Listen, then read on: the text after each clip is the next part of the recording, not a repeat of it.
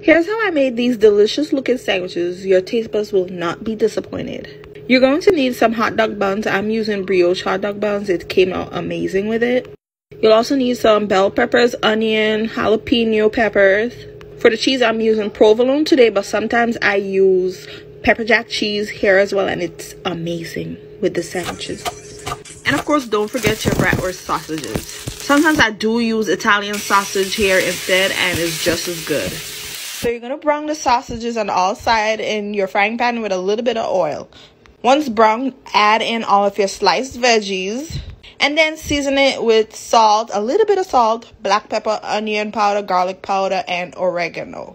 I just add a dash of each seasonings in there, you guys, because you want the veggies to have flavor as well, okay? Mix the seasoning into the veggies and let that cook for about 10 minutes. So after 10 minutes, I add in a little bit of water into the pot. If you have a lot of oil in the pot, throw some out, because in the ending you don't want to have too much oil. So for the hot dog buns, y'all, I add a little bit of butter in my pot, and I'm gonna open the buns and brown them on the inside like you see me doing here.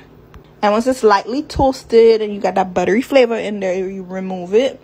And now let's finish with the veggies. So I remove the sausages from the pan and I add the cheese on top of the veggies. Let it melt for a few seconds and turn off the stove. Next, I add a little bit of mayo into the hot dog buns. I add my sausages. For the sausages, after I added the water, I let it cook for about 15 minutes until it was fully cooked.